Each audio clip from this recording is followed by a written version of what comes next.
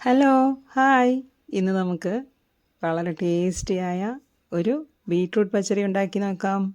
അതിനായിട്ട് ഒരു ബീട്രൂട്ട് എടുത്ത് പൊടിയായി അരിഞ്ഞെടുക്കുക. കത്തി കൊണ്ട് അരിഞ്ഞെടുക്കാൻ താല്പര്യമില്ലാത്തവർക്ക് മിക്സിയിലൊന്ന് കറക്കിയെടുത്താലും മതി. അത് നല്ല പൊടിയായി തന്നെ കിട്ടും. വീണ്ടും നമുക്ക് വേണ്ടത് പച്ചമുളകും ഇഞ്ചിയും വെളുത്തുള്ളിയുമാണ്. അതും പൊടിയായി തന്നെ അരിഞ്ഞെടുക്കുക. കുറച്ച് കറിവേപ്പിലയും കൂടെ അരിഞ്ഞെടുക്കാമേ. കറിവേപ്പില അരിഞ്ഞില്ലെങ്കിലും കുഴപ്പമില്ല, എന്നാലും ഒന്ന് മുറിച്ചിടാമെങ്കിൽ നല്ലതായിരുന്നേ. നമുക്കൊരു ചീനച്ചട്ടി വെച്ച് ഫ്ലെയിം ഓൺ ചെയ്യാം. വെളിച്ചെണ്ണ ഒഴിച്ചു കൊടുക്കാം. അതിലേക്ക് നമ്മുടെ കടുകും ഇട്ട് കൊടുക്കാം. കടുക് പൊട്ടിയതിന് ശേഷം ഉലുവയും കൂടി ഇട്ട് കൊടുക്കാം. കടുക് ഉലുവയും പൊട്ടിക്കഴിയുമ്പോൾ നമുക്കിതിലേക്ക് കുറച്ച് വറ്റൽമുളകും കൂടെ ചേർത്ത് കൊടുക്കാം. കാരണം ഇതിൻ്റെ എരിവിന് ഒരു എടുപ്പ് വരാൻ വേണ്ടി. പിന്നെ കറിയിൽ വറ്റൽമുളക് കിടക്കുന്ന കാണാനും ഒരു ഭംഗിയുമാണ്. അതിൻ്റെ കൂടെ ഞാനൊരു കുറച്ച് കൊച്ചുള്ളിയും കൂടെ അരിഞ്ഞിട്ട് കൊടുക്കുന്നുണ്ട്. ഇങ്ങനെയൊക്കെ അരിയുമ്പം വട്ടത്തിൽ അരിഞ്ഞിടുകയാണെങ്കിൽ നല്ലതാണ് കേട്ടോ. ചെറിയ കഷ്ണങ്ങളായി നുറുക്കിയ വറ്റൽമുളകാണ് ഞാൻ ഇട്ട് കൊടുത്തത്. അതൊന്ന് സോട്ടായി വരുമ്പോഴേക്കും നമ്മൾ കറിവേപ്പിലയും കൂടി ഇട്ട് കൊടുക്കാം. കൂടെ നമ്മൾ അരിഞ്ഞു വെച്ചിരിക്കുന്ന ഇഞ്ചി, വെളുത്തുള്ളി, പച്ചമുളക് കൂട്ട് ഇട്ട് നന്നായിട്ടൊന്ന് വറുത്തെടുക്കുക. ഇവിടെ തീ ഒരിക്കലും കൂട്ടി വെക്കരുത്. നന്നായി വറുത്തെടുക്കുന്നത് വളരെ ശ്രദ്ധിച്ച് ചെയ്യണം കേട്ടോ. കരിഞ്ഞു പോകരുത്, പക്ഷെ നന്നായിട്ട് ഫ്രൈ ആയിരിക്കണം. നമുക്കിതൊന്ന് മാറ്റി വയ്ക്കാം.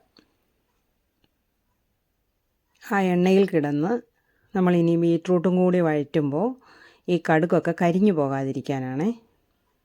അത് കോരി മാറ്റി വെച്ചിട്ട് അതേ എണ്ണയിലേക്ക് നമുക്ക് ബീട്രൂട്ടും കൂടി ഇട്ട് സോട്ട് ചെയ്യാം.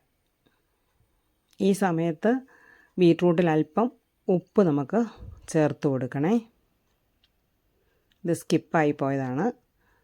അപ്പോൾ ബീട്രൂട്ടിനകത്ത് ഉള്ള വെള്ളമെല്ലാം വറ്റി ആ എണ്ണയിൽ കിടന്ന് അത് നന്നായിട്ട് മുരിഞ്ഞു വരും.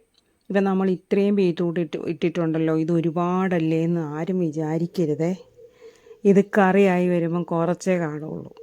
നന്നായി മുരിഞ്ഞു വന്നു കഴിയുമ്പം നമ്മൾ നേരത്തെ വറുത്ത് വെച്ചില്ലേ, അതും കൂടി ഈ കൂട്ടിലേക്ക് ഒന്നും കൂടെ അങ്ങിട്ട് കൊടുക്കുക. ഇവരെല്ലാവരും കൂടെ ഒന്ന് ചേർന്ന് വീണ്ടും ഒന്നും കൂടെ ഒന്ന് സോട്ടാക്കുക.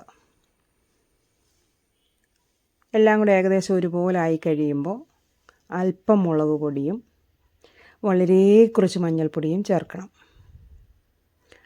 ഈ മുളക് പൊടിയും മഞ്ഞൾപ്പൊടി തീരെ കുറച്ച് മതി കേട്ടോ, അല്ലെങ്കിൽ നമ്മുടെ കറിയുടെ കളറ് മാറിപ്പോവും. ഇതെല്ലാം നന്നായി മിക്സ് ചെയ്ത് കഴിഞ്ഞാൽ അപ്പം തന്നെ നമുക്ക് ഫ്ലെയിം ഓഫ് ചെയ്യാം. ആ സ്റ്റൗ ടോപ്പിൽ നിന്ന് മാറ്റി വയ്ക്കാം. പെട്ടെന്ന് തന്നെ നമുക്കത് മറ്റൊരു പാത്രത്തിലേക്ക് മാറ്റണം. ഇല്ലെങ്കിൽ ഈ ഇരിക്കുന്ന പാത്രത്തിൻ്റെ ചൂട് കൊണ്ട് വീണ്ടും അത് മുരിഞ്ഞു പോകാൻ സാധ്യതയുണ്ട്. ഇത് നമുക്ക് ഏതെങ്കിലും ഒരു പാത്രത്തിലേക്ക് മാറ്റി വെച്ച് നമുക്ക് ഇതിലേക്ക് തൈരും കൂടെ ഒഴിച്ചു കൊടുത്താൽ മതി. ആ തൈര് ഒഴിച്ചതിന് ശേഷം ആവശ്യത്തിനുള്ള ഉപ്പും കൂടെ ചേർക്കുക. ഇത് ഞാൻ ഉപയോഗിക്കുമ്പോഴെല്ലാം ഓരോ സമയത്തേക്ക് കഴിക്കാനുള്ളത് മാത്രം എടുക്കും, മിക്സ് ചെയ്യും, എന്നിട്ട് ഉപ്പും കൂടെ ചേർക്കും. നമ്മൾ ഓൾറെഡി കുറച്ച് ഉപ്പ് ചേർത്തിട്ടുണ്ടല്ലോ, അതിന് ബാക്കി ഉപ്പ് മാത്രം മതി ഇനി ചേർക്കുന്നത്. മറ്റേത് ആ വറുത്ത് വെച്ചിരിക്കുന്നത് മൊത്തം നമുക്കൊരു പാത്രത്തിലിട്ട് അടച്ച് ഫ്രിഡ്ജിൽ വെച്ച് സൂക്ഷിക്കാം. ഏതെങ്കിലും സമയത്ത് നമുക്ക് പെട്ടെന്ന് കറി വയ്ക്കാൻ ഒന്നും പറ്റാതെ വരുമ്പോൾ ഈ കറി നമുക്ക് ആ സമയത്ത് ഒന്ന് കൂട്ടിയെടുത്താൽ പോരെ. അത് സഹായമല്ലേ. എല്ലാ വീട്ടമ്മമാർക്കും അത് പ്രയോജനമാണ്. സാധാരണ ചിലപ്പോൾ വെക്കുമ്പോൾ ഇതിനകത്ത് തേങ്ങയും കൂടെ അരച്ച് ചേർത്ത് കറി വയ്ക്കാറുണ്ട്. ഇതിപ്പോൾ തേങ്ങയൊന്നും അരയ്ക്കത്തില്ല, ജസ്റ്റ് തൈര് മാത്രം ചേർത്ത് ഒരു തൊടുകറിയായിട്ട് നമുക്ക് ചോറിന് കൊണ്ടുപോകാം, അല്ലെങ്കിൽ സ്കൂളിൽ കൊണ്ടുപോകാം. അപ്പോൾ നിങ്ങൾക്കിത് ഇഷ്ടപ്പെടുകയാണെങ്കിൽ ഒന്ന് ലൈക്ക് ചെയ്യാനും ഷെയർ ചെയ്യാനും മറക്കരുതേ. Thank you.